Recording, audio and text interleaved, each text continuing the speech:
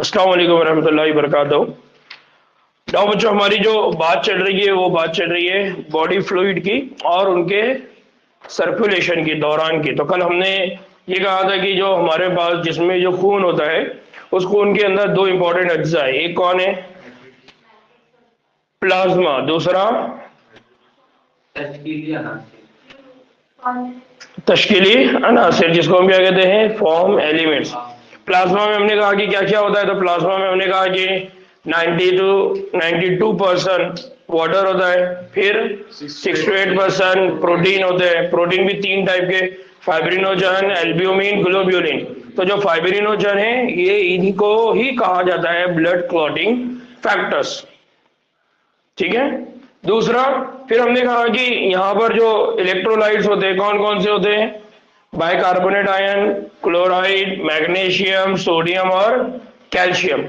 नया जो बुक है उसमें मैग्नीशियम आई थिंक मेंशन नहीं है क्या? ठीक, चलिए, मेरे को लगा कि शायद नए बुक में मैग्नीशियम नहीं है। फिर इसी तरह से ग्लूकोज, अमीनो एसिड, लिपिड वगैरह भी क्या होते हैं? प्लाज्मा का हिस्सा होते हैं। और हम ये कहते हैं कि जो प्लाज्मा है जिसमें खून जमाने वाले अवामिल है, ब्लड क्लॉटिंग फैक्टर, अगर उसको निकाल दे तो वो क्या बन जाता है?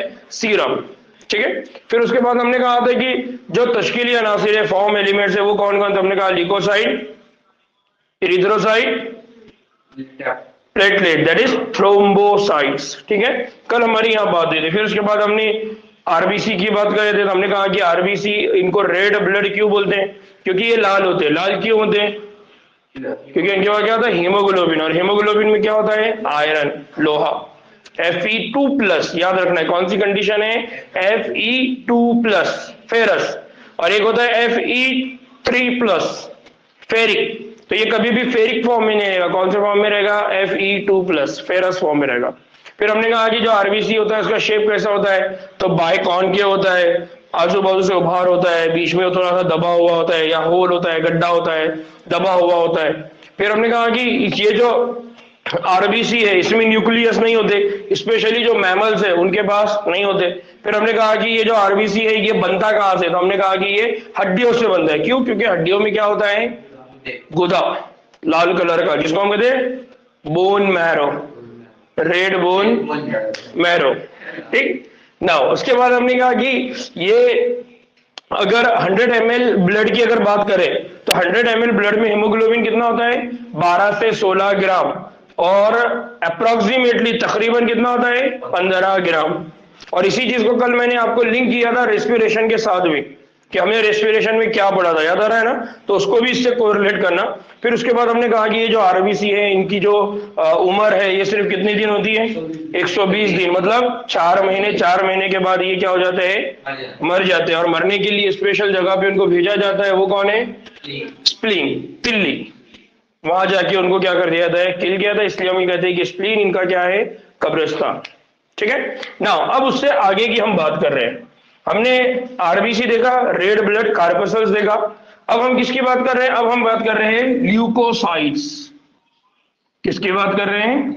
ल्यूकोसाइट्स। और इन्हीं ल्यूकोसाइट्स को हम क्या कहते हैं? WBC, white blood corpuscles. क्या बोलते हैं हम उनको? व्हाइट ब्लड कार्पसल्स, ठीक है। अब ये जो व्हाइट ब्लड कार्पसल्स है ये व्हाइट क्यों है? ये व्हाइट इसलिए है क्योंकि इनके अंदर रेड कलर नहीं है। रेड कलर नहीं है मतलब कौन नहीं है इनके पास? हेमोग्लोबिन इनके पास मौजूद नहीं है। याद रहेगा, हेमोग्लोबिन क्या होता है? मौजूद नहीं है या एब्सेंट है, ठीक है ना। दूसरी चीज कि इनमें न्यूक्लियस होता है। अब ये न्यूक्लियस का इन्होंने कुछ तो भी कर दिया, ठीक है। तो याद रखना है कि जो आरबीसी होते हैं इनके पास क्या होता है? न्यूक्लियस मौजूद होता है, न्यूक्लियस प्रेजेंट होता है, याद रहेगा। तीसरा, ये निस्बतन कम तादाद में पाए जाते हैं। कितने होते हैं? औसतन इनका जो औसत होता है वो 6000 से 8000 फी क्यूबिक मिलीमीटर। कितने होते हैं वो? 6000 to 8000, 6000 से कितने होते हैं 8000, और पर क्यूब मीटर कैसे होते हैं पर क्यूबिक मीटर, फी क्यूबिक मीटर वो कितने होते हैं 6000 से 8000। आरबीसी की कितने पढ़े थे हमने?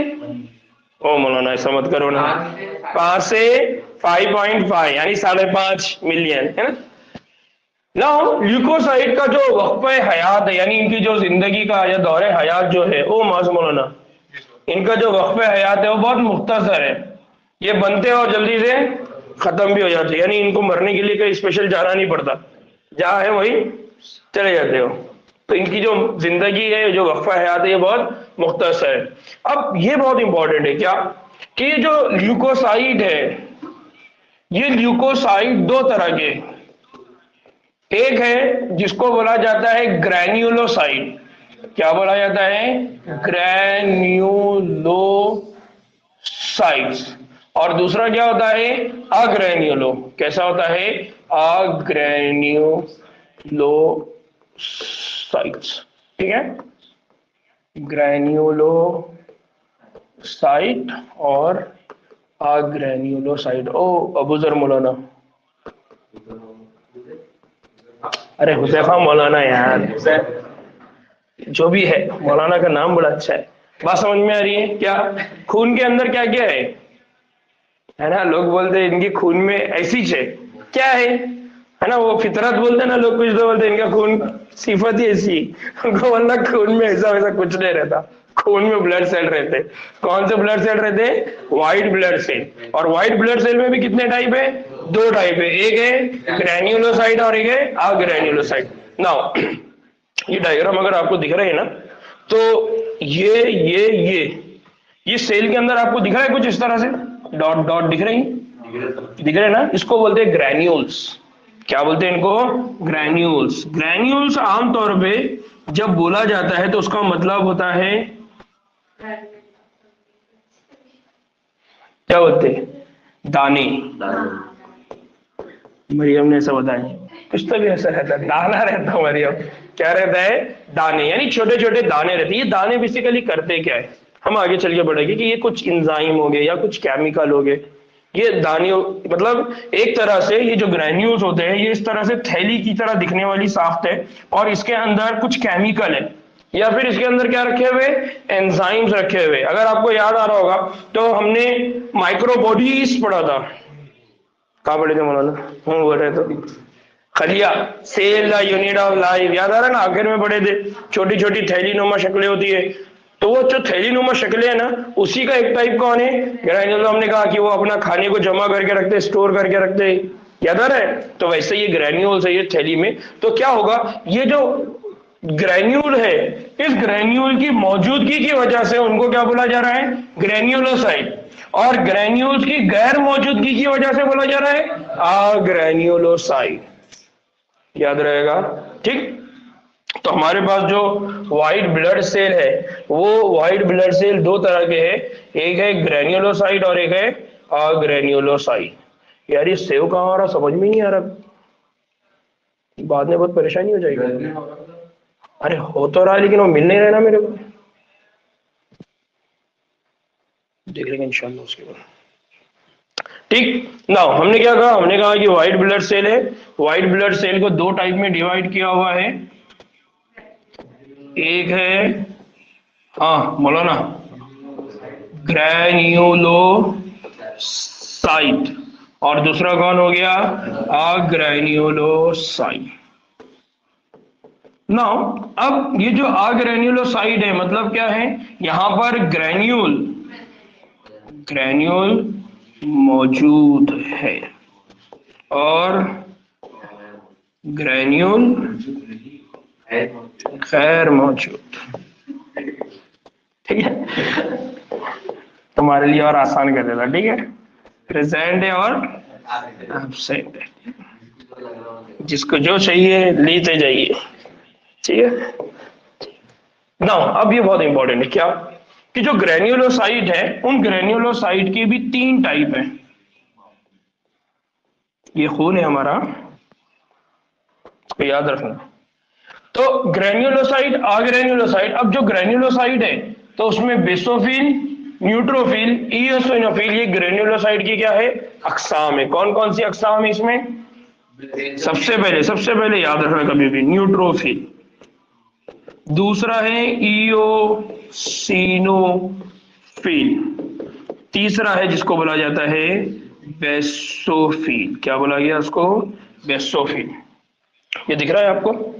न्यूट्रोफिल, इओसिनोफिल, बेसोफिल, तीन टाइप है। न्यूट्रोफिल, इओसिनोफिल, बेसोफिल, ये तीन टाइप के कौन है? ग्रेन्युलोसाइट। क्योंकि उसके अंदर छोटे छोटे आपको क्या देखने को मिल रहे हैं? दाने, ग्रेन्यूल्स देखने को मिल रहे हैं। जबकि अग्रेन्युलोसाइट की अगर आप बात करेंगे, अग्रेन्युलोसाइट, तो अग्रेन्युलोसाइट के कितने टाइप है? दो टाइप है। एक को बोला जाता है लिम्फोसाइट और एक को बोला जाता है मोनोसाइट। क्या बोला जाता है? लिम्फोसाइट्स। और दूसरा कौन है? मोनोसाइट्स। लिम्फोसाइट्स और मोनोसाइट्स। तो याद रहेगा, क्या याद रहेगा? खून, खून में प्लाज्मा, प्लाज्मा के साथ फॉर्म एलिमेंट्स, तश्कीली अनासिर, तश्कीली अनासिर में erythrocyte, leucocyte, platelets, that is thrombocyte. क्या नाम है उसका? फिर हम ल्यूकोसाइट में भी कह रहे हैं कि दो टाइप, ग्रेन्युलोसाइट, अग्रेन्युलोसाइट। ग्रेन्युलोसाइट में भी तीन, न्यूट्रोफिल, इओसिनोफिल, बेसोफिल। और अग्रेन्युलोसाइट में लिम्फोसाइट, मोनोसाइट। आप लोगों ने कभी ब्लड रिपोर्ट देखे क्या? खून की रिपोर्ट देखे सर, मतलब ऐसा कभी गौर से नहीं देखेंगे। अब गौर से देखो तो तुमको समझ में आएगा कि उसमें क्या है। अभी तक तुमको समझ में नहीं आया होगा कि यार ये क्या है एक्चुअली। तो उसमें ये सारे नाम होते हैं, न्यूट्रोफिल, इओसिनोफिल, बेसोफिल, उसमें नाम होता है लिम्फोसाइट, मोनोसाइट, और इनके कितने नंबर है ये बताया जाता है। ठीक है ना? अब इधर समझो, WBC के अंदर, यानी ये जो व्हाइट ब्लड सेल है उसमें अगर न्यूट्रोफिल की अगर हम बात करते हैं कि न्यूट्रोफिल कितने होते हैं, तो न्यूट्रोफिल यहां पर सबसे ज्यादा होते हैं। किसमें? WBC में। खून में नहीं बोल रहा है, कहां बोल रहा है? WBC। WBC के अंदर कौन ज्यादा है? न्यूट्रोफाइल। और ये टोटल WBC का कितना होता है? 60 to 65%। तो जो न्यूट्रोफिल होता है वो हमारे पास, न्यूट्रोफिल जो होता है हमारे पास, हमारे बॉडी के अंदर, वो कितने होते हैं? न्यूट्रोफिल होते हैं 60 to 65।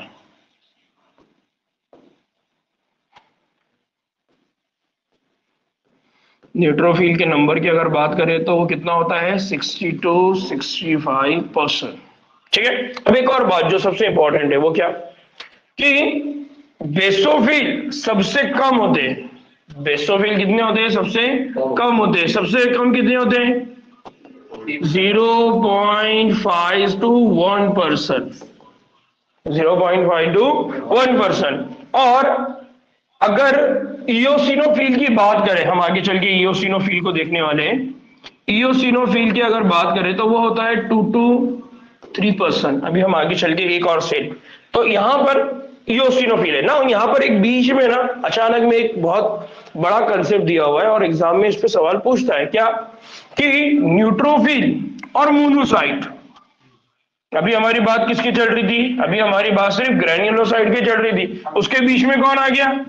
ग्रेन्युलोसाइट। ये क्यों आया? ये बहुत इंपॉर्टेंट है कि ये जो न्यूट्रोफिल है और जो मोनोसाइट है मरियम, ये दोनों को मिलाकर कितना परसेंट होता है? 6 to 8%। कितने होते हैं वो? 6 to 8%। और इनके आगे एक बहुत बड़ी बात बोली गई है, क्या कि ये जो है ये कैसे खलिए है? फेगोसाइटिक खलिए है, जो जिस्म के बाहर से दाखिल होने वाले जो भी एंटीजन रहेंगे, जो भी पैथोजन रहेंगे, जो भी बाहर का मॉलिक्यूल रहेगा, उसको क्या कर देंगे? किल कर देंगे, जिस्म से बाहर कर देंगे। तो यहां पर याद रखना है, न्यूट्रोफिल, मोनोसाइट, ये दोनों मिलाकर कितना परसेंट है? 6 to 8। हालांकि हमने न्यूट्रोफिल के मामले में यहां पढ़ा ये 60 to 65% है, लेकिन ये न्यूट्रोफिल और ये मोनोसाइट, ये दोनों मिलकर एक काम करते हैं और वो काम है फेगोसाइटोसिस। क्या है वो? फेगोसाइटोसिस। इसलिए इन दोनों खलियों को मिलाकर एक और बात बोली जाती है, वो बोली जाती है फेगोसाइटिक सेल या फेगोसाइटिक खलीए। याद रहेगा, क्या याद रहेगा? न्यूट्रोफिल कितना है? 60 टू 65। बेसोफिल कितना है? 0.5 टू 1। और इयोसिनोफिल कितना है? 2 टू 3। लेकिन एक बीच में एक एक्स्ट्रा बात आ गई, वो क्या आ गई कि न्यूट्रोफिल और मोनोसाइट ये दोनों भी क्या काम करते हैं? फेगोसाइटोसिस। फेगोसाइटोसिस से पहले हमने पढ़े रिप्रोडक्टिव हेल्थ के केस में, जब हम डेथ हो जाती है, दैट टाइम हमने कहा था CUT, है ना? तो यहां पर फेगोसाइटोसिस का मीनिंग क्या होता है? हमने पढ़ा था कि कोई भी बाहर से आने वाला सब्सटेंस, कोई भी प्रोटीन जो हमारे जिस्म को नुकसान पहुंचाएगा, हमारे जिस्म के अंदर कौन मौजूद है? न्यूट्रोफिल, मोनोसाइट उसको इंगल्फ कर लेंगे, उसको खा लेंगे, और खा के उसका क्या कर देंगे? डाइजेशन, ब्रेक डाउन, और ब्रेक डाउन करके उसको जिस्म से क्या कर देंगे? बाहर। यानी एक तरह से यह हमारा मुदाफियाती निजाम है, बचाव करने वाला निजाम है। जैसा हमारे घर में अगर कोई चोर घुस जाए तो हम क्या करेंगे मौलाना? उसको बिठा के खाना वीना खिला के फिर तोहफा देके भेजेंगे क्या? नहीं, हम उसको खूब धो के निकालेंगे और उसको घर से बाहर निकाल देंगे। तो वैसे ही हमारे जिस्म में भी अगर कोई फॉरेन सब्सटेंस आ जाता है, कोई एंटीजन आ जाता है, कोई पैथोजन आ जाता है, तो हमारे जिस्म में उसका स्वागत कौन करता है? न्यूट्रोफिल। और कौन करता है? मोनोसाइट। और फिर उसको स्वागत के साथ उसका क्या कर देते हो? फेगोसाइटोसिस। इससे पहले में मैंने बोला था कि फाज, फाज मतलब खाना, साइटोसिस मतलब तोड़ना, तो खा के क्या कर देते? उसको वो तोड़ देते। तो इस अमल को बोला जाता है फेगोसाइटोसिस। याद रहेगा? यहां पर देखिए मैंने उसका डायग्राम बनाया था कि ये बैक्टीरिया है, ये बैक्टीरिया को उसने क्या कर दिया? इंगल्फ कर लिया। अब इंगल्फ करके उसको क्या कर लेगा? वो खा लेगा, और खा के फिर बाहर उसको और छोटे छोटे टुकड़े करके उसको जिस्म से बाहर भेज देगा। इस अमल को क्या बोला जाता है? फेगोसाइटोसिस। याद रहेगा?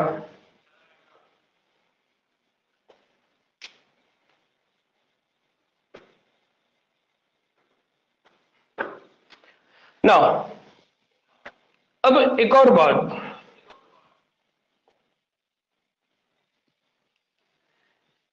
कि हमारे जिस्म में जो बेसोफिल है, जिसके नंबर कितने पढ़े हमने? 0.5 टू 1%।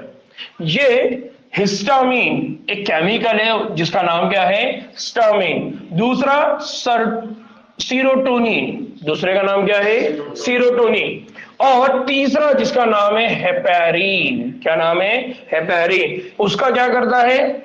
इफराज। इफराज करना मतलब सिक्रीशन, खारिज करना। जैसा ना गुलाबी जामुन देखे तो मुंह में पानी आता, वैसा जैसी बेसोफिल ने देखे कोई पैथोजन आ रहा, बैक्टीरिया आ रहा, तो वो क्या करना शुरू कर देते हैं? हिस्टामिन रिलीज करना शुरू करते हैं, सीरोटोनिन रिलीज करना शुरू करते हैं, और क्या रिलीज करना शुरू करते हैं? हेपेरिन। और अगर ये रिलीज होना शुरू होते हैं तो हमारे जिस्म के अंदर कौन से वाले तामुलात स्टार्ट हो जाते हैं? सोजिश। सोजिश को इंग्लिश में क्या बोला जाता है?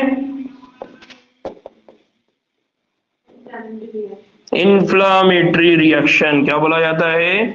Inflammatory reaction.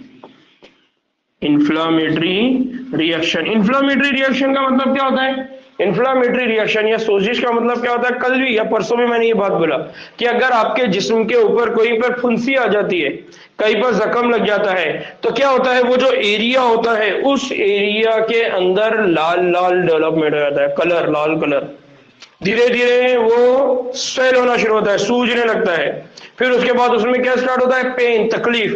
कुछ दिनों के बाद उसमें बुखार आना शुरू होता है। ये पूरे जो सिम्टम है, इन सिम्टम को क्या बोला जाता है? Inflammatory reaction. और इस इन्फ्लामेटरी रिएक्शन को, इस सोजिशी तामुल को रन करने का, इसको डेवलप करने का काम कौन सा खलिया कर रहा है? बेसोफिल, है ना? आमतौर पे हम देखते हैं कि अचानक में फुंसी आ जाती है, तकलीफ देती है, लाल हो जाती है। असल में ये हमारे बॉडी का नेचुरल इनबिल्ड मुदाफियाती निजाम है कि वो हमारे पूरे जिस्म को अलर्ट कर देता है। जैसे फॉर एग्जाम्पल औरंगाबाद है, कहीं पर कोई झगड़ा हो गया या कहीं पर कुछ इशू हो गया, तो क्या होता? पूरे औरंगाबाद में हाई अलर्ट, पूरे औरंगाबाद को मालूम पड़ जाता है कि भाई फला फला जगह पे ऐसा ऐसा हो गया, अब वहां जाना नहीं है। जैसा कोरोना के दौर में होता था कि जो भी एरिया होता था उसको सील कर देते थे, क्वारंटाइन। इसका मतलब पूरे लोगों को मालूम पड़ जाता है कि वो एरिया में जाना नहीं है, वहां पर कुछ तो भी गड़बड़ चालू है। और पूरा औरंगाबाद हाई अलर्ट आ जाता है कि अभी कोई प्रॉब्लम, कोई कोई मसला नहीं क्रिएट करेगा। वैसे हमारे बॉडी में होता है कि जैसे ही कोई एंटीजन हमारे जिस्म के अंदर आता है, कोई बैक्टीरिया, कोई पैथोजन हमारे जिस्म में आता है, तो ये बेसोफिल सबसे पहले क्या रिलीज करते हैं? हिस्टामिन।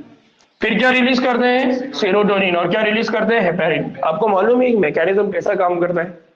हिस्टामिन रिलीज करने के बाद हमारा जो ब्लड है वो फ्लो होता है फास्ट। मतलब फास्ट क्यों फ्लो रहा है? जैसा अगर आपके पास किसी का कोई खुदा ना खास्ता कोई मतलब बहुत खुशी की बात होगी फॉर एग्जाम्पल, तो फटाफट क्या करेंगे? सबको फोन लगा के बोलेंगे कि यार हमारे पास ऐसा हो गया। गम की बात हुई तो फटाफट फोन में। वैसे ही हमारे जिस्म में बेसोफिल क्या करता है? मैसेज करता है। और इस मैसेज को पहुंचाने के लिए वो क्या करता है? जो ब्लड है उस ब्लड की स्पीड को क्या कर देता है? बढ़ा देता है। ब्लड का प्रेशर। ये जो सीरोटोनिन है ये क्या करता है? जैसा हमारे पास क्या हुआ क्वारंटाइन, तो वो एरिया को क्या करता है? हाई अलर्ट, यानी उस जगह पे वो ब्लड प्रेशर को रोक देगा। तो वो क्या करता था? वेसोडाइलेशन, ताकि उस जगह का जो ब्लड है वो वहीं ठहरा रहे, वो कहीं आगे पीछे ज्यादा स्पीड में ना जाए। और ये जो हेपेरिन है, हेपेरिन क्या करता है? हमारे जिस्म का जो ब्लड है उसको क्लॉट नहीं होने देता, यानी उसको जमने नहीं देता। इस तरह से हमारे बॉडी के अंदर पूरा प्रोटेक्टिव मैकेनिज्म रन होता है। समझे? तो याद रखना है कि ये बेसोफिल हिस्टामिन रिलीज करता है, सीरोटोनिन रिलीज करता है, और क्या रिलीज करता है? हेपेरिन। और ये तीनों की वजह से जो तामुल हमारे जिस्म में होता है इसको क्या बोला जाता है? सोजिश तामुल, या उसको क्या बोला जाता है? Inflammatory reaction. हुज़ैफा मौलाना कुछ समझा? हुसैन मौलाना, सॉरी, तुम्हारा नाम ही हुज़ैफा रख देता रहता है। समझ में आया? अच्छा सॉरी, मुफ्ती साहब। ना अब इयोसिनोफिल कौन है? इयोसिनोफिल। इयोसिनोफिल कितना होते हैं? 2 to 3%। ये तादीय मज़ाहिम होते हैं। अब क्या मतलब है इसका? तादीय मज़ाहिम। और दूसरे ये एलर्जी तामुलात में क्या होते हैं? वाबस्ता होते हैं। क्या बोले मरियम? Resist infection. ये इन्फेक्शन को क्या करते हैं?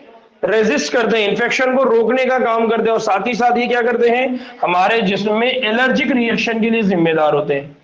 कौन सी रिएक्शन? Allergic reaction. कहाँ गया भैया?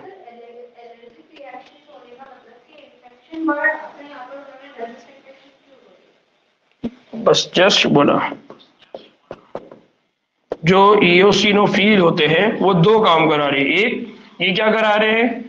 तादीय मज़ाहिम, यानी मज़ाहमत करना। मज़ाहम करना मतलब रोकना। तो उसको बोलेंगे, क्या बोलेंगे? Resist infection. इन्फेक्शन को बढ़ने से क्या करने वाला है? रोकने वाला है। दूसरा, ये काम करते हैं एलर्जिक रिएक्शन। क्या डेवलप करते हैं ये? Allergic reaction. एलर्जिक रिएक्शन मतलब क्या होता है? जैसा ये होता है कि आपने कोई फूल सूंघ लिया तो आपको छींक आना शुरू हो रही है, या आपने कोई बैगन वगैरह खा लिया तो आंखों हाथों पे खुजली आना शुरू हो रही है। ये सब एलर्जी है। इसका मतलब वो बैगन आपके जिस्म में क्या है? एंटीजन। तो हमारा बॉडी क्या करता है? उस एंटीजन के अगेंस्ट में एग्जैजुरेटेड रिस्पॉन्स शो करता है, बढ़ा चढ़ा के रिस्पॉन्स शो करता है। फॉर एग्जाम्पल, आपने किसी को गुस्सा हो रहा है तो आपने एक थप्पड़ मारा, आपने थप्पड़ मारने के जगह उसको बुक्के लाता हाथा सब मार दिए। That is called exaggerated response. तो हमारे जिस्म में कोई एंटीजन आया, हमारे बॉडी के जितने भी मुदाफियती निजाम वाले लोग थे उन्होंने उसको इज्जत से बाहर भेज देना चाहिए था, उन्होंने इज्जत के साथ बेइज्जती बहुत दे दी। उसको बोला जाता है एलर्जिक रिएक्शन। इसलिए हम देखते हैं कि लोगों के चेहरे पे रैशेस आ जाते हैं, नहीं तो कोई सूज जाता है, कोई फूल जाता है, एक्सेट्रा, बहुत सारी अलग अलग सिम्टम्स होते हैं। और तादीय मज़ाहिम का मतलब क्या होता है? वो जो पैथोजन होते हैं उसके अगेंस्ट में वो काम करते हैं। इसीलिए जब हमारा ब्लड रिपोर्ट लाते हैं ना, वो ब्लड रिपोर्ट इसीलिए लेकर आते हैं कि हमारे बॉडी में अगर इयोसिनोफिल ज्यादा है, इसका मतलब हमारे जिस्म में क्या है? एलर्जी। इसका मतलब हमारे जिस्म में कोई तो भी बैक्टीरिया आ गया, उसके अगेंस्ट में हमारी बॉडी क्या कर रही है? फाइट। इसलिए बार बार तबीयत खराब हो रही है। समझ में आ रहा? या फिर अगर आपके चेहरे पे या कहीं पर सूजन वगैरह आ गई तो फिर वो ब्लड चेक करेंगे और उस ब्लड में किसके नंबर ज्यादा मिलेंगे, बेसोफिल। अगर बेसोफिल के नंबर मिल रहे, बेसोफिल के नंबर होना कितने चाहिए, 0.5 to 1। अगर वो 1 या उससे ज्यादा दिख गया, इसका मतलब उस पर्सन के बॉडी में क्या डेवलप हो गया, इन्फ्लामेशन। इस तरह से डॉक्टर कंक्लूजन निकालते हैं। वो जो डॉक्टर ब्लड रिपोर्ट देख रहे होते हैं ना, तो वो ब्लड रिपोर्ट एक्चुअली वो क्या कर रहे होते हैं, वो उस ब्लड रिपोर्ट को देखकर आपके जिस्म के अंदर क्या चल रहा है उसको मालूम कर रहे होते हैं। तो ये अगर एओसिनोफिल के नंबर ज्यादा है तो इसका मतलब आपके जिस्म में क्या चल रही है, एलर्जी। आपके जिस्म में अगर बेसोफिल है तो आपके जिस्म में क्या चल रहा है, इन्फ्लामेशन। अगर आपके जिस्म के अंदर न्यूट्रोफिल और मोनोसाइट के नंबर है तो इसका मतलब कोई तो पैथोजन आया, या तो वो वायरस है या तो वो बैक्टीरिया, या कोई तो भी पैथोजन है जो आपके जिस्म में आया है, उसकी वजह से आपकी क्या हो गई है, तबीयत खराब। फिर वो आपको उसके हिसाब से क्या लिख कर देगा, मेडिसिन, प्रिस्क्रिप्शन। समझा मौलाना? ओ मंसूर भाई, एलर्जी को कम कैसे करते हैं? एलर्जी को कम करने के लिए पहले तो ये कि प्रिवेंटिव मेजर्स।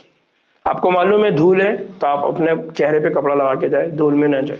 अब उसके बाद भी अगर होता है तो फिर उसके बाद ये होता है कि उस पर्सन के बॉडी में ये जो इओसिनोफिल वगैरह है, इनके नंबर के प्रोडक्शन को रोक देते, ताकि वो जो रेस्पॉन्स जनरेट कर रहा है वो रेस्पॉन्स ही ना हो। यानी बॉडी को मतलब हम ऑल इज वेल, सब चंगा है। मतलब आपके घर में चोर आके बैठा हुआ है, आपको दिख भी रहा है, लेकिन आप बोल रहे कि नहीं नहीं चोर नहीं है, कोई भी नहीं, सब अच्छा है। और वो चोर को आपने पीछे दरवाजा खोला और बोले भाई तू चला जा, चुप यहाँ देखो बहुत धोएंगे पकड़ेंगे। समझ में आ रहा है? तो इस तरह से हमारे जिस्म में ये पूरा सिस्टम रन होता है। कोई प्रॉब्लम मौलाना? अब जाते के साथ घर में रिपोर्ट की बोर्ड देख के किसको कुछ मोल मार देना।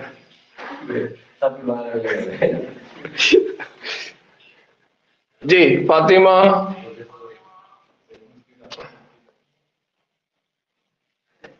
बाप कौन है ये, साजिदा शायद। हाँ साजिदा नहीं, लाइट एलर्जी, डस्ट एलर्जी, सब भी बेसोफिल ही कंट्रोल कर। एलर्जी इओसिनोफिल बच्ची, एलर्जी के लिए रिस्पॉन्सिबल कौन है, अभी हमने पढ़ा ना, एलर्जी के लिए इओसिनोफिल है, बेसोफिल नहीं। और एलर्जी का रिस्पॉन्स, एक्चुअली एलर्जी रिस्पॉन्स अगर ज्यादा हो गया तो वो कैंसर में डेवलप क्यों होता, अगर वो एलर्जी का रिस्पॉन्स ज्यादा हो गया और आपने उस पर ज्यादा तवज्जो नहीं करे तो जो सेल है उसके अंदर म्यूटेशन हो जाएगा, डीएनए चेंज हो जाएगा। डीएनए अगर चेंज हो गया तो कंट्रोल मैकेनिज्म बढ़ गया, कंट्रोल मैकेनिज्म बढ़ गया तो सेल का क्या होने लगेगा, डुप्लीकेशन। फटाफट सेल मल्टीप्लाई करेंगे। नाउ अब वो किस में कन्वर्ट हो गए, कैंसर में। तो ऐसा आमतौर पे नहीं होता, आमतौर पे ऐसा नहीं होता। कभी कभार इस तरह की सिचुएशन आ जाती है लेकिन आमतौर पे ऐसा नहीं होता। किसको? हाँ तो अभी तो मतलब वो एलर्जी, हम अभी इत्तेफाक से बहुत अच्छा क्वेश्चन आ गया, टॉपिक भी है जो हमारा ह्यूमन हेल्थ एंड डिजीज चल रहा है, उसमें हम कैंसर पढ़ने वाले डिटेल में, वो भी है ना। तो इंशाल्लाह उस वक्त मैं इसको और क्लियर करूंगा।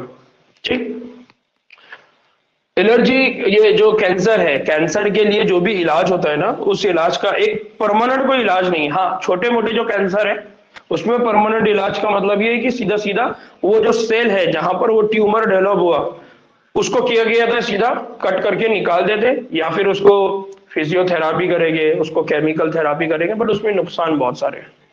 बाल चले जाते हैं, जिस्म का डेवलपमेंट प्रॉपर नहीं होता, बहुत सारी कमजोरियां इंसान के अंदर आ जाती है। मतलब सर एक बार कैंसर हुआ, एक बार कैंसर हुआ तो नहीं, क्यूर भी होते हैं ना, बहुत सारे लोग हैं जो अच्छे भी हुए, लेकिन ये है कि बहुत सारे ड्रॉबैक डेवलप हो जाते हैं, या बहुत सारे जिस्म के बहुत सारे आज़ा जो है वो उससे मुतासिर हो जाते हैं, अफेक्ट हो जाते हैं। ठीक ना, अब एक और जो बहुत इंपॉर्टेंट चीज है, अभी किसी को कोई डाउट है क्या, बढ़ना है आगे ना। फिर हमने कहा कि लिम्फोसाइट्स मौजूद होते हैं।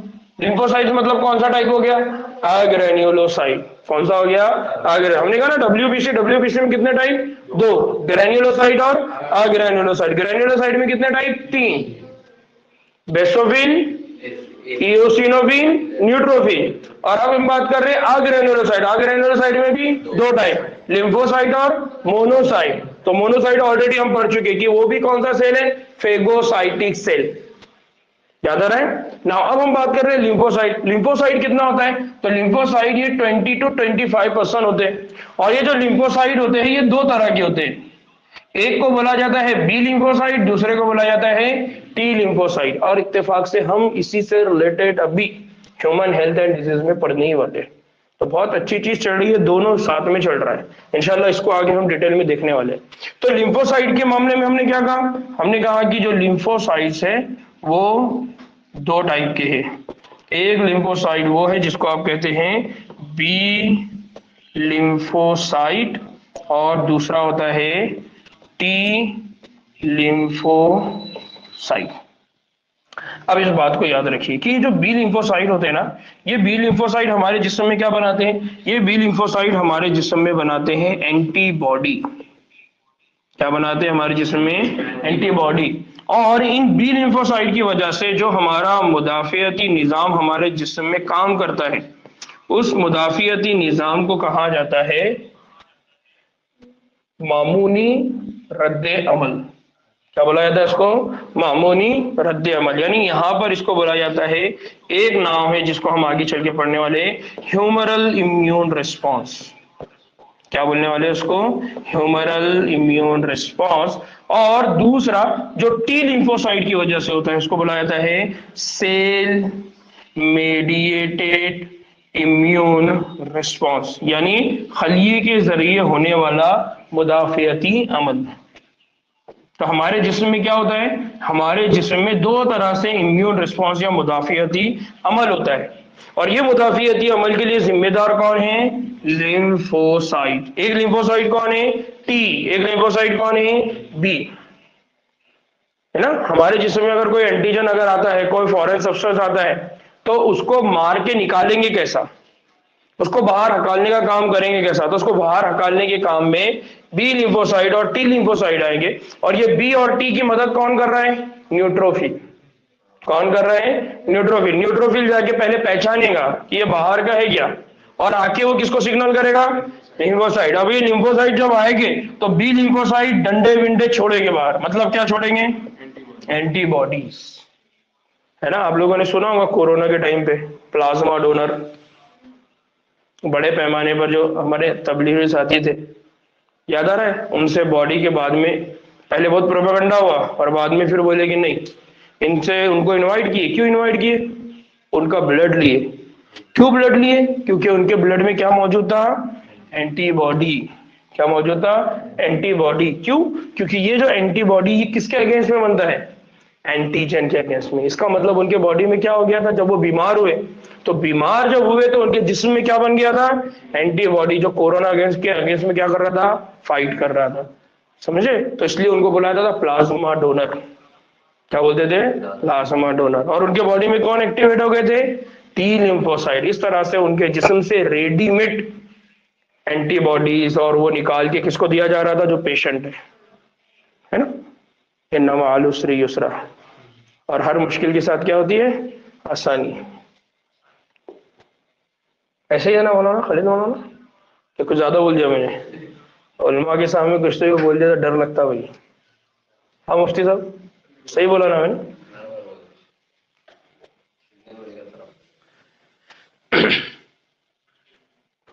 चलिए बढ़ना है आगे। फातिमा बात समझ में आई? साजिदा,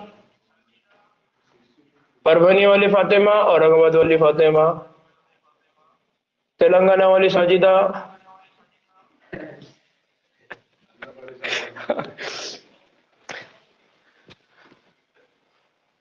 और पाचड़ वाली सना। अच्छा आंध्रा, सॉरी। ठीक है ना, आगे बढ़ना है। तो हमने किसकी किसकी बात की है? इरिथ्रोसाइट की बात की है, ल्यूकोसाइट की बात की है। अब हमारी बात किसकी है? प्लेटलेट्स। किसकी है? प्लेटलेट्स। और प्लेटलेट्स को दूसरा नाम क्या है? थ्रोम्बोसाइट्स। क्या है? थ्रोम्बोसाइट्स। ये थ्रोम्बोसाइट बेसिकली होते क्या है? थ्रोम्बोसाइट ये खलवी टुकड़े हैं। खलवी टुकड़े मतलब सेल्यूलर फ्रैगमेंट्स। ये क्या है? Cellular fragments. का मतलब क्या है? इसका मतलब यह है कि एक बड़ा सा खलिया है और उसके छोटे छोटे छोटे क्या बन गए? टुकड़े। उसको बोला जाता है खलवी टुकड़े। और ये जो खलवी टुकड़े हैं ये बन किससे रहे हैं? ये बन रहे हैं मेगा कैरियोसाइट। किससे बन रहे हैं? Mega karyocyte. मेगा कैरियोसाइट मतलब, मेगा का मतलब क्या होता है? बड़ा। अब बोलते हैं ना मेगा इवेंट, मेगा स्टार।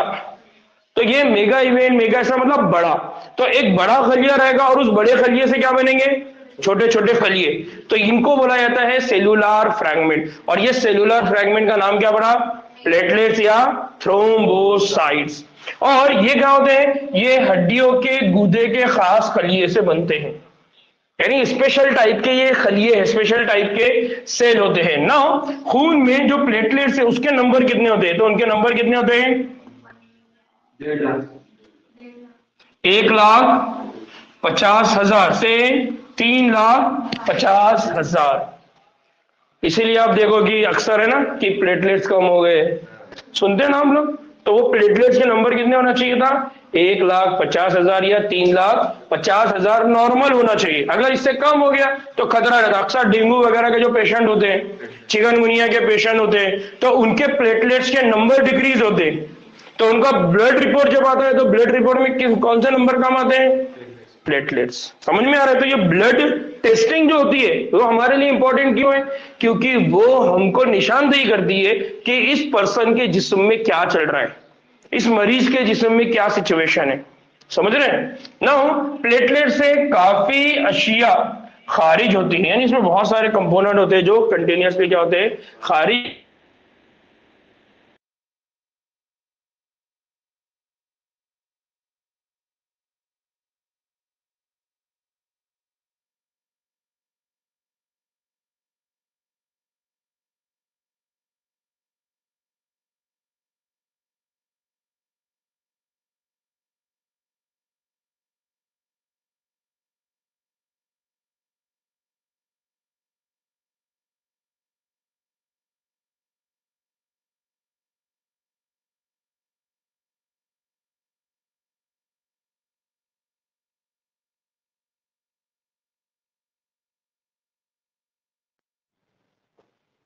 आ गया,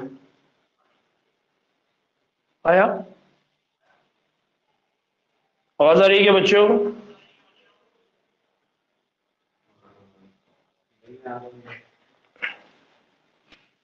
सुने आ रहा है क्या? आवाज आ रही है? साजिदा, फातिमा, अभी दिख रही है क्या?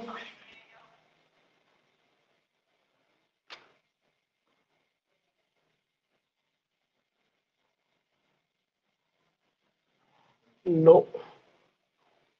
अभी स्क्रीन दिख रही है अपनी? यहाँ दिख रही है? मौलाना देखो जरा तुम्हारी स्क्रीन आई क्या? आ गया ना? अभी आवाज आ रही है क्या? साजिदा, सना, फातिमा, आ गया ना? ठीक, चलिए। ना तो हमारी क्या बात चल रही थी? हमारी बात ये चल रही थी कि जो प्लेटलेट्स होते हैं वो ब्लड क्लॉटिंग फैक्टर क्या करते हैं? खारिज करते हैं। जो क्या करते हैं? खून को जमाने का काम करते हैं। उनको क्या बोला जाता है? Fibrinogen, blood clotting factor. अब अगर इनकी तादाद अगर कम हो जाए, यानी किसकी? थ्रोम्बोसाइट्स की, यानी प्लेटलेट्स की अगर तादाद कम हो जाए तो खून सही तरीके से जम नहीं सकता, जिसकी वजह से जिस्म से खून क्या होता है? काफी सारा खून बह जाता है या निकल जाता है। हेमोफीलिया ये डिजीज है, ये बीमारी है। हम, अगर आपको याद होगा तो हमने कब पढ़े? हाँ, अरे वो मौलाना को याद है यार, मेंडेलियन इनहेरिटेंस याद आ रहा है ना, हेमोफीलिया। चलिए, ठीक है, तो ये बेसिक कंसेप्ट याद रखना है। ठीक, तो इस तरह से ये बीमारियां हैं जो अलग अलग खलियों की, सॉरी, ये ब्लड सेल है जो अलग अलग बीमारियों की हमको क्या करते हैं? निशानदेही करते हैं। तो एक तरफ हमको ब्लड इसलिए इस सेंस के साथ पढ़ना है कि ब्लड का कंपोजिशन क्या है, खून की तरकीब क्या है, खून में क्या क्या चीजें शामिल है। दूसरी तरफ हमको इस सेंस में पढ़ना है कि कौन सा खलिया किस काम को अंजाम देता है। तीसरी तरफ कि ये खलियों के नंबर कितने हैं। एग्जाम में इसी पे सवाल होते हैं, याद रहेगा? ठीक। नाउ अब उसके बाद है ब्लड ग्रुप। कौन सा है? Blood group. मौलाना नमाज कितने बजे आपकी? 5 है ना? अभी पढ़ने का इरादा है ना? ठीक ना। अब जो खून है, इस खून की बुनियाद पे एक्चुअली क्या किया गया, इंसानों को ग्रुप में डिवाइड किया गया ताकि पहचान सके, समझ सके, है ना। आप लोग देखे होंगे कि आपके आइडेंटिटी कार्ड के ऊपर लिखा हुआ रहता है ब्लड ग्रुप, मेरा ओ पॉजिटिव है। अच्छी बात है। हाँ, तो कितना था, क्या था, सॉरी नहीं मालूम।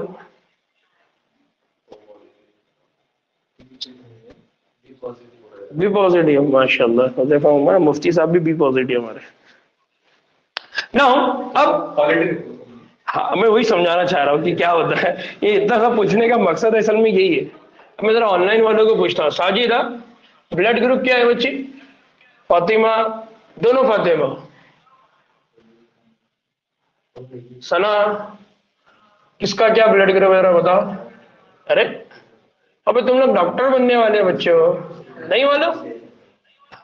अल्लाह अकबर, चलिए मालूम कर लीजिए बाद में ना। अब हम ये कहते हैं कि जितने भी इंसान हैं, ब्लड ग्रुप की अगर हम बात करते हैं तो हम ये कहते हैं कि जितने भी इंसान हैं उनके खून को अगर देखेंगे तो बाज़ाहिर वो कैसे दिखेंगे, एक जैसे, सबका खून लाल, सिमिलर, मगर इनमें कुछ पहलुओं की बुनियाद पर क्या मौजूद होता है, फर्क, या उसको फर्क किया जा सकता है।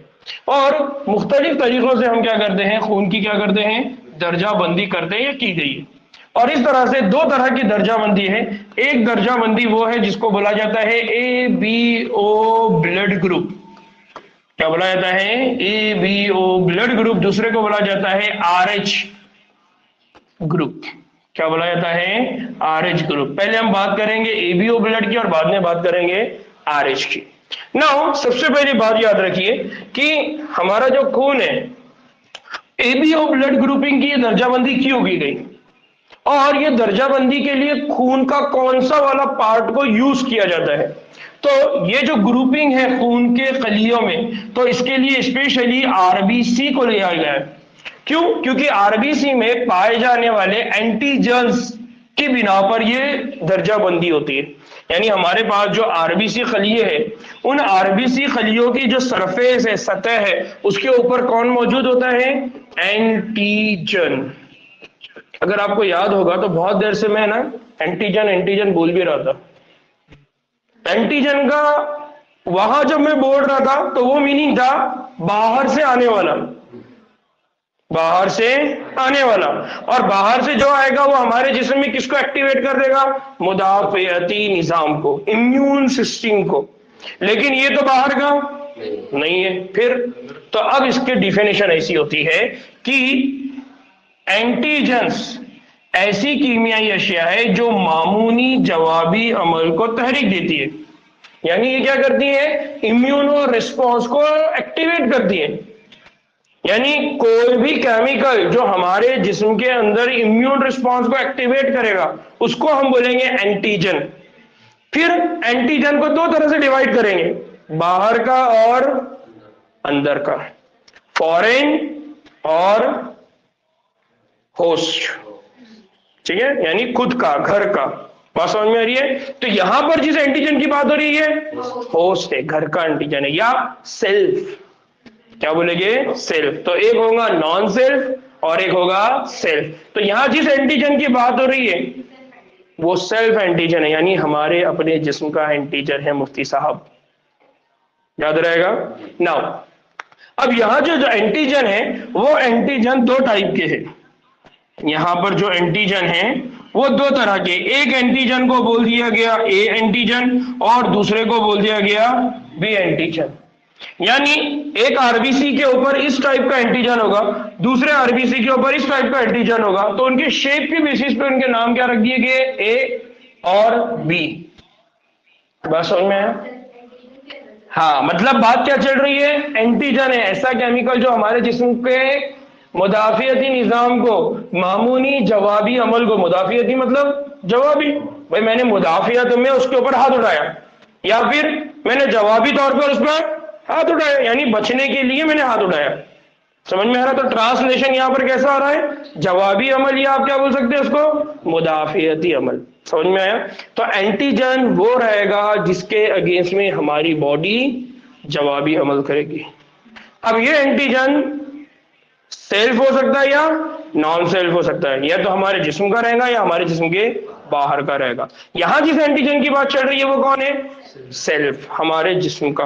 और ये जो एंटीजन है उसमें भी कितने टाइप है? दो। एक को बोला गया ए एंटीजन, दूसरे को बोला गया, यहां तक बात समझ में? नाउ अब एक और चीज कि ये जो एंटीजन है, ये एंटीजन कहां पर मौजूद है? ये एंटीजन मौजूद है तश्कीली अनासिर, यानी किसकी बात चल रही है यहां पर? Form elements. यानी किसकी बात चल रही है? खून के खलिए। और यहां पर कौन सा खून का खलिया शामिल है इस काम के लिए? आरबीसी। लेकिन खून में सिर्फ खलिए है क्या? नहीं। कौन है? प्लाज्मा।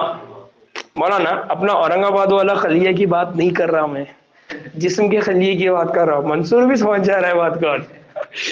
मंसूर भाई खलिए खाए? हाँ बस ठीक है ना। यहां पर जो बात चल रही है वो बात किसकी चल रही है? आरबीसी। लेकिन खून के अंदर दूसरा कौन होता है? खून के अंदर दूसरी चीज जो होती है वो क्या होता है? प्लाज्मा, यानी लिक्विड। और इस प्लाज्मा में क्या होता है? तो हम ये कहते हैं कि इसी तरह से अलग अलग अफराद के प्लाज्मा में दो तरह के एंटीबॉडीज होते हैं। क्या होते हैं? एंटीबॉडीज। तो अब प्लाज्मा में कौन हो गया? एंटीबॉडी। और अभी मैंने बताया कि एंटीबॉडी किसके अगेंस्ट में बनते हैं? एंटीजन। किसके अगेंस्ट में बनते हैं? बात समझ में आई? तो अगर एंटीजन ए है तो उसके अगेंस्ट में क्या बनेगी? एंटीबॉडी ए। अगर एंटीजन बी है तो उसके अगेंस्ट में एंटीबॉडी बी। समझा? बात समझ में है ना? लोहे को लोहा काट सकता है, ऐसे ही हो। तो एंटीजन को कौन काटेगा? एंटीबॉडी। तो एंटीजन कहां मौजूद है? आरबीसी। लेकिन एंटीबॉडी कहां मौजूद है? प्लाज्मा। दोनों कहां मौजूद है? दोनों कहां मौजूद है मौलाना? खून में। मौलाना आपको ना कौन बनेगा करोड़पति भी खेल रहे साथ में। थोड़ा ठहर ठहर के जवाब दो, अपने को नंबर लेने गए। ठीक है, तो खून है, खून के अंदर कौन है? आरबीसी से। और खून के अंदर कौन है? प्लाज्मा। आरबीसी के ऊपर जो एंटीजन है वो दो तरह के हैं, ए और बी। और प्लाज्मा में जो प्रोटीन है या प्लाज्मा में जो प्रोटीन बन रहे, जो एंटीजन के अगेंस्ट में बन रहे, वो भी दो तरह के, एंटीबॉडी ए, एंटीबॉडी बी। याद रहेगा ना। एंटीबॉडी की डेफिनेशन क्या है? यहां पर है। एंटीबॉडी का मतलब होता है वो प्रोटीन जो एंटीजन के खिलाफ बनते हैं। खिलाफ होते हैं, होने दो। याद आ रहे? राज साहब, अल्लाह उनकी मगफिरत करे बेचारों। ये याद आ रहा है? तो एंटीजन के अगेंस्ट में क्या बनेंगे? एंटीबॉडी। और एंटीबॉडी क्या है? प्रोटीन। एंटीबॉडी क्या है? प्रोटीन। जो किसके अगेंस्ट में बनते हैं? एंटीजन। एग्जाम में बहुत सिंपल सवाल पूछते हैं, एंटीजन कहाँ होते हैं? तो हमको याद रखना है कि ये जो एंटीजन कहाँ होते हैं पूछ रहा है, ये कहाँ की बात कर रहा है? ABO blood group. अगर वहां पर ऑप्शन में आरबीसी है तो समझ जाना कि कहां पर मौजूद होते हैं? आरबीसी। याद रहेगा। और उन एंटीजन के अगेंस्ट में क्या बनते हैं? एंटीबॉडी।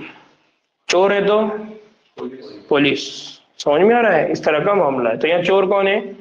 एंटीजन। पुलिस का काम कौन कर रहा है? याद रहेगा। नाउ अब एक और चीज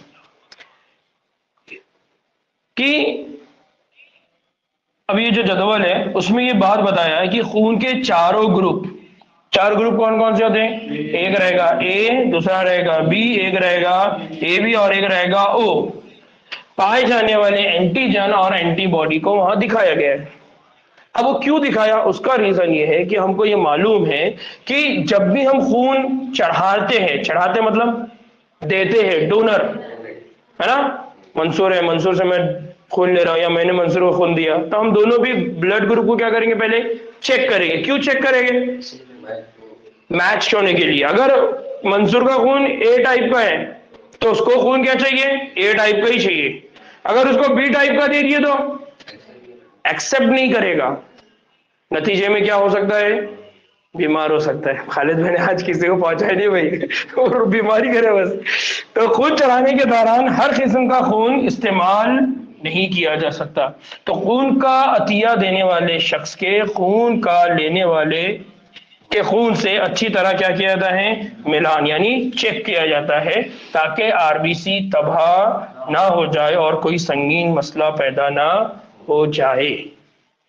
ठीक है, इसलिए ये काम किया जाता है कि अगर किसी को हमको ब्लड डोनेट करना है या किसी को ब्लड देना है, किसी को ब्लड चढ़ाना है, तो सबसे पहले दोनों के ब्लड ग्रुप को क्या किया जाता है, चेक किया जाता है।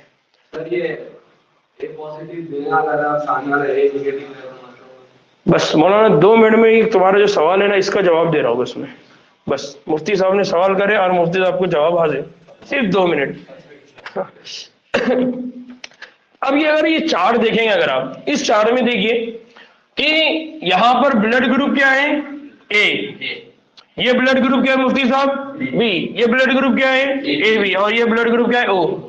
ना अब इधर ध्यान दो, ये बहुत इंपॉर्टेंट है, इसको समझना है कि आप किसी भी शख्स का ब्लड ग्रुप ए है कब बोलेंगे, जब जो आरबीसी सेल है उस पर एंटीजन कौन से टाइप का हो, ए, तब आप उसको बोलेंगे ब्लड ग्रुप ए। अगर किसी के बॉडी में टाइप ऑफ एंटीजन आरबीसी के सरफेस पर मौजूद केमिकल, एंटीजन को अभी हमने पढ़ा ना, केमिकल जो क्या वो करेगा, मामूनी जवाबी रद्द-ए-अमल, इम्यून रिस्पॉन्स, मुदाफियती निजाम, अब भी पढ़े ना। तो अगर किसी के आरबीसी में कौन से वाला एंटीजन हो, बी, तब उसका ब्लड ग्रुप क्या रहेगा, बी। अगर किसी के आरबीसी में ए टाइप का एंटीजन, बी टाइप का एंटीजन, दोनों भी एंटीजन एक साथ हो तो उसका ब्लड ग्रुप क्या रहेगा, ए बी। और कोई शख्स है उसके बॉडी में दोनों भी एंटीजन एब्सेंट हो तो उसका ब्लड ग्रुप क्या रहेगा, ओ। याद रहेगा ना। अब एक बात बीच में इतनी समझ लीजिए कि एक साइंटिस्ट है कार्ल लैंडशेनर, ये साइंटिस्ट है। इन्होंने क्या बोला, इन्होंने बोला कि अगर आप खून को देखोगे तो खून के अंदर आपको क्या देखने को मिलेगा, खून के अंदर आपको ये देखने को मिलेगा कि अगर ए टाइप का एंटीजन है, ए टाइप का कौन है, एंटीजन, तो उसके जिस्म में बी टाइप का एंटीबॉडी रहेगा। अगर कोई शख्स है उसके जिस्म में ए टाइप का एंटीजन है तो उसके जिस्म में बी टाइप का क्या रहेगा, एंटीबॉडी, यानी इसका ब्लड ग्रुप क्या है फिर, ए। ब्लड ग्रुप क्या है उसका, ए, क्योंकि ब्लड ग्रुप कौन डिसाइड करता है, एंटीजन। एंटीजन, अगर एंटीजन ए है तो ब्लड ग्रुप क्या रहेगा, ए। तो यहां पर उन्होंने एक फॉर्मूला दिया, क्या, अगर एंटीजन ए है तो एंटीबॉडी क्या रहेगी, बी। और अगर किसी के जिस्म में बी एंटीजन हो तो ए टाइप की क्या रहेगी, एंटीबॉडी। अब इस बात को यहां समझो, अगर किसी का ब्लड ग्रुप ए है इसका मतलब उसके पास एंटीजन ए है, लेकिन उसके पास एंटीबॉडी क्या रहेंगी, बी। इसका मतलब प्लाज्मा में जो एंटीबॉडी उसके रहेंगी वो कौन सी रहेंगी, क्यों, हाँ, क्योंकि हमको मालूम है अगर एंटीजन ए है और अगर एंटीबॉडी भी ए हो तो इन दोनों के बीच में क्या स्टार्ट हो जाएगा, झगड़ा। और अगर इनके बीच में झगड़ा स्टार्ट हो गया तो जो आरबीसी सेल है वो क्या हो जाएगा, तबाह हो जाएगा, बर्बाद हो जाएगा, डैमेज हो जाएगा। और अगर आरबीसी सेल डैमेज हो गया तो उसके बॉडी में अब ऑक्सीजन का ट्रांसपोर्टेशन नहीं होगा, ऑक्सीजन नहीं मिलेगी तो एनर्जी नहीं मिलेगी, एनर्जी नहीं मिलेगी तो मर जाएगा वो। मौलाना जब मारने का तब नहीं मारते, तुम बचा देते यार। उसकी क्या हो जाएगी, डेथ। क्यों होगी डेथ, क्योंकि एंटीजन के अगेंस्ट में कौन काम करता है, एंटीबॉडी। तो ए टाइप के अगेंस्ट में कौन सी एंटीबॉडी बनती है, ए टाइप के एंटीजन के अगेंस्ट में ए टाइप की एंटीबॉडी बनती है। बी टाइप के एंटीजन के अगेंस्ट में बी टाइप की एंटीबॉडी बनती है। समझ लो मेरी पहले बात मेरी पहले समझ लो। पहले मैंने एक बात समझाया, दूसरा मैंने फिर इनकी बात समझा रहा हूं। क्या कि खून के अंदर आमतौर पे जो कंडीशन होती है वो अपोजिट होती है। लेकिन अगर ऐसा हो जाए तो क्या, अपोजिट अगर नहीं रहती तो क्या होता? अपोजिट नहीं रहती तो किसी का भी खून के अंदर आरबीसी कभी भी सेहतमंद नहीं रहते। अगर किसी के बॉडी के अंदर ब्लड ग्रुप ए है, क्योंकि उसके बॉडी के अंदर एंटीजन ए है और उसके अगेंस्ट में अगर एंटीबॉडी ए बन जाती तो खून कभी भी काम नहीं करता। इसीलिए उसके जिस्म में ये फॉर्मूला है अपोजिट, कि अगर एंटीजन ए होगा तो एंटीबॉडी, क्योंकि कभी भी एंटीजन ए को एंटीबॉडी से कोई खतरा है क्या? बात समझ में आ रही है? घर में अगर आपने एक डॉगी पाला और दूसरे भाई ने दूसरा डॉगी पाल दिया तो दोनों डॉगी हमेशा लड़ते रहेंगे। तो इससे बेहतर है कि एक डॉगी और एक बकरी पाल ले, दोनों भी मिलके खेलेंगे। बिल्ली पाल लो, ठीक है? समझाने के लिए बोल रहा हूं, समझ में आ रहा है? तो यहां पर ऐसा ही है कि हमारा जो यार कुछ भी एग्जाम्पल देने लगा देते तो लोग, ठीक है? तो अब हमारे जिस्म में क्या होता है, अगर ब्लड ग्रुप बी है तो एंटीजन क्या रहेगा? बी, लेकिन उसके अगेंस्ट में एंटीबॉडी क्या रहेगी? ए, क्योंकि एंटीजन बी के अगेंस्ट में कभी भी एंटीबॉडी ए जाके लड़ सकती है क्या? नहीं। इसलिए कभी भी आरबीसी टूटेंगे क्या? नहीं। लेकिन अगर एंटीजन बी और एंटीबॉडी भी बी रहती तो झगड़ा हो जाता और जो आरबीसी सेल है वो क्या हो जाते? डिस्ट्रॉय, खत्म हो जाते। और ऑक्सीजन कभी मिलती क्या? नहीं मिलती। बात समझ में आया? अब इसी फॉर्मूले को यहां अप्लाई करो। अगर एंटीबॉडी ए और एंटीबॉडी बी दोनों, सॉरी, एंटीजन ए और एंटीजन बी दोनों भी अगर है तो एंटीबॉडी क्या रहेगी? Absent, nil. क्यों नील? अगर for example AB blood group के पर्सन के बॉडी में अगर एंटीबॉडी ए अगर होती तो ये ए में झगड़ा हो जाता, तब भी आरबीसी से टूट जाता। और अगर एंटीबॉडी बी होती तब भी क्या होता? झगड़ा हो जाता। इसलिए बेहतर है कि ये दोनों को नको रखो। इसलिए प्लाज्मा में एंटीबॉडी एब्सेंट होती है। आ रहे हैं अपन वेट सिर्फ 2 मिनट और। Now O antigen, sorry O blood group, जो ओ ब्लड ग्रुप है उसके अंदर दोनों भी एंटीजन नहीं होते, इसलिए उसको क्या बनाया था? ओ। लेकिन उसके बॉडी में क्या रहेंगे? एंटी ए और एंटी बी दोनों एंटीबॉडी रहेंगे। कैसे? क्यों? क्योंकि हमने अभी कार्ल लैनिस्टेनियर का फॉर्मूला पढ़ा कि अगर किसी के जिस्म में एंटीजन ए होता है तो उसके जिस्म में एंटीबॉडी बी होती है, किसी के जिस्म में एंटीजन बी होता है तो उसके जिस्म में एंटीबॉडी, इसीलिए एंटीबॉडी है। इसका रीजन बता रहा हूँ। अरे सबर रे, मेरे पास सबके आंसर है रे, सबर, बस मेरे को थोड़ा थोड़ा आगे बढ़ने देते जाओ, सारी सवाल नहीं कर लेते। पिक्चर अभी पूरी होती नहीं, अभी बाकी है। नाउ अब अगर मैं थोड़ी देर के लिए अगर आपको ये बोलूं कि अगर ये जो पर्सन है ओ, अगर इसके पास एंटीजन नहीं है, इसका मतलब आपने इसको किसी के भी बॉडी में ऐड कर दिया। इसके पास कोई एंटीजन नहीं है तो अगर ये किसी के भी बॉडी में जाएगा तो वहां एंटीबॉडी बनेगी क्या इसके अगेंस्ट में? और अगर रही भी तो इसके अगेंस्ट में काम करेंगी क्या? क्योंकि इसके पास एंटीजन है ही नहीं। इसीलिए हम ये कहते हैं कि जो ओ ग्रुप होता है, ओ ग्रुप खून, वो किसी भी ब्लड ग्रुप वाले शख्स को क्या होता है? चढ़ाया जा सकता है। इसीलिए हम ये कहते हैं कि जो ब्लड ग्रुप ओ है वो अफराद को हम क्या कहते हैं? हमागीर मुअत्तिर, यानी यूनिवर्सल क्या बोलते हैं उसको? डोनर। और जो एबी वाला है, एबी वाले के जिस्म में कोई एंटीबॉडी है ही नहीं, यानी वो झगड़ने के लिए कोई है ही नहीं, एंटीजन कितने भी आ जाओ तो कोई उसके लगन में लड़ने वाला नहीं है। इसीलिए ये जो ब्लड ग्रुप ए बी है उनको क्या बोला जाता है? उन अफराद को कहा जाता है, उन अफराद को खून चढ़ाया जा सकता है, इसलिए उनको हमागीर वसूल कुनिंदा यानी क्या बोला जाता है? Universal recipient. तो जो ए बी ब्लड ग्रुप वाला पर्सन होता है वो यूनिवर्सल क्या होता है? रेसिपिएंट। रेसिपिएंट मतलब कबूल करने वाला, सबका ब्लड ले, कोई भी टाइप का ब्लड का उसको दे दिए तो कोई इशू नहीं है। लेकिन ओ वाला डोनर, किसको भी दिया जा सकता है, और ए बी वाला किससे भी ले सकता है, इसलिए ओ वाले को बोला जाता है यूनिवर्सल डोनर और ए बी वाले को बोला जाता है यूनिवर्सल एक्सेप्टर।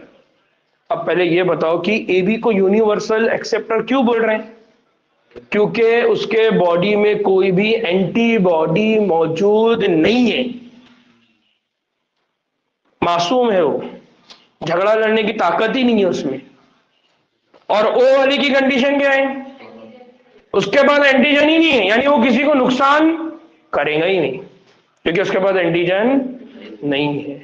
तो इस तरह से एक बेसिक कंसेप्ट याद रखना है, पहला बेसिक कंसेप्ट याद रखना है क्या? कि A B O blood group, ये जो ब्लड ग्रुप बना ये किसकी बुनियाद पे बना? एंटीजन। अगर ए टाइप का एंटीजन है तो blood group A, B type का एंटीजन है तो ब्लड ग्रुप बी, अगर दोनों एंटीजन है तो ए बी, दोनों एंटीजन नहीं है तो ओ। लेकिन हमेशा हमने कहा कि कार्ल लैंड-स्टेनियर के हिसाब से एंटीजन ए के अगेंस्ट में कौन सी एंटीबॉडी रहेंगी? बी। और अगर एंटीजन बी है तो एंटीबॉडी ए। अगर दोनों भी एंटीजन यानी ए बी टाइप का एंटीजन है तो नील, कोई एंटीबॉडी नहीं रहेंगी। और अगर कोई एंटीजन नहीं है तो दोनों एंटीबॉडी रहेगी। याद रहेगा ये कंसेप्ट? इसलिए हम कहते हैं यूनिवर्सल डोनर कौन है? Blood group O. और यूनिवर्सल एक्सेप्टर कौन है? Blood group A B. तो उसमें नेगेटिव पॉजिटिव ये सब अभी वही वही मैं बोल रहा हूँ, तुमसे सब्र करो, मैं सब तुम्हारे क्वेश्चन सॉल्व करता हूँ, सब्र, ठीक है। चलिए नमाज का टाइम हो गया शायद मौलाना के, है ना। चलिए दुआ में याद रखिए इंशाल्लाह कल, और अगर हो गया तो हमारी संडे को भी रेगुलर क्लास रहेगी, और अगर हो गया तो ये चैप्टर को हम और 2 या 3 दिन के अंदर इंशाल्लाह खत्म करेंगे। ये ह्यूमन फिजियोलॉजी जितने जल्दी खत्म हो गया उतने जल्दी आप लोगों का बर्डन खत्म हो जाएगा, क्योंकि पीछे सिर्फ एक बड़ा भीड़ बचता वो प्लांट फिजियोलॉजी। प्लांट फिजियोलॉजी भी अगर हमने 1 महीने में इंशाल्लाह खत्म कर दिया तो आपका मैक्सिमम सिलेबस कवर हो जाएगा। फिर उसके बाद छोटे छोटे चैप्टर्स बचते वो भी फटाफट हम कंप्लीट करेंगे, लेकिन हमको अब टाइम ज्यादा देना पड़ेगा। और मैं ये समझ रहा हूँ कि अब आपकी मैच्योरिटी इस लेवल पर आ गई कि हम कितना भी भागो तो आपको बातें क्या होंगी अब समझ में आएगी। जो लोग नए आ रहे हैं तो उनके लिए थोड़ी दिक्कत होंगी, लेकिन इंशाल्लाह वो भी समझ जाएंगे, ठीक है। चलिए अस्सलाम वालेकुम रहमतुल्लाहि बरकातहू।